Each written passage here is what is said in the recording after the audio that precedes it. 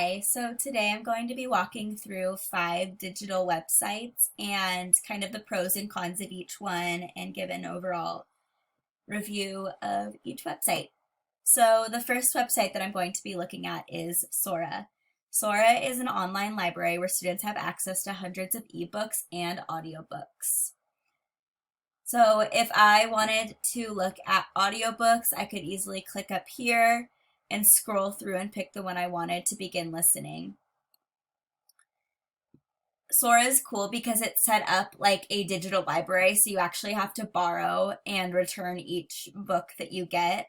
You also have the choice of listening to a sample of the book or adding it to a list. If a book is already checked out, you're also able to put it on hold so that when it gets returned, you can borrow it. So it has audiobooks, which is nice because it allows kids to practice listening to books in that kind of form where they're able to comprehend what's being said to them without having to follow along with the words. However, some of the audio in the books is really slow. So it's kind of hard to follow along because they do read really slowly. But if I wanted to, you do have the choice of changing the speed that it is being read to you. So if it's reading it too slow, you're able to speed it up so that it kind of reads at a better pace. However, it reading slow could also be beneficial for kids that kind of need more time to digest that information. So it kind of could go either way. And then the other option that they have is ebooks. That's similar to the audiobooks. You have to scroll through and find a book. And if I wanted a certain kind of book, or if I wanted one at a certain reading level, I'm able to go through here and pick through, if I wanted to read along or what kind of subject I wanted. If I had a Lexile score that I knew that I was able to, then I could pick a book that kind of goes along with it. And then it just has books that meet my filters that I added. One thing about Sora is that I think that it could be kind of hard to navigate. So it would definitely take a lot of practice for kids to kind of get the idea of having to borrow a book, even though it's online and seems easy to access. So I think that it would definitely take time. Which is fine. It would just take a while, for kids to get used to it. Which also kind of leads me to the next website that I'm going to be looking at, which is Epic. I like Epic a lot because it's similar to Sora and it has hundreds and hundreds of books that students are able to choose from, but it's also a little bit more teacher friendly. So, same thing as Sora, but a little bit easier to understand. It has easy labels up at the top that lets kids sort through what they wanted. So they have recommended books, same thing, books based on Lexile scores that you're able to change, comics. They also have read to me sections that you're allowed to click on and it points out the words as you're reading it. And then they also have educational videos about various different kinds of things. And then they also do have an audiobook section, which is interesting for older kids. The other thing about Epic that I like is that you're able to click on a book and assign it to a certain class or certain students, and then you're also able to add instructions and pick when you want to assign that book. And then they also have end of book quizzes that you're able to take as you kind of work through them, which is great. However, the only bummer about Epic that I've found when looking at this website is that it is only available until, I believe, 3 o'clock, and then students are no longer able to access it. They're only able to access it at school, and then parents would have to pay for a home version. So it's definitely something that would be beneficial at school. They just wouldn't be able to take it home and utilize the website outside of school. And then the next website that I'm going to look at is called Seesaw.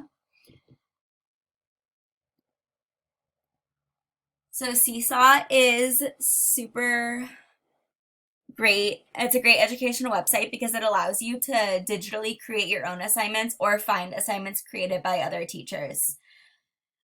So if I wanted to assign my own activity, I can, hang on. If I wanted to assign my own activity, I would be able to put the title, what kind of activity is it, and then create it through that, and then type instructions. The cool thing about Seesaw too is that you can do voice instructions as well. And then you can also link different resources for students to access while they're doing it. So it's really easy to differentiate assignments based on students' needs and give everybody the same assignment, but with different scaffolds to allow all students to succeed.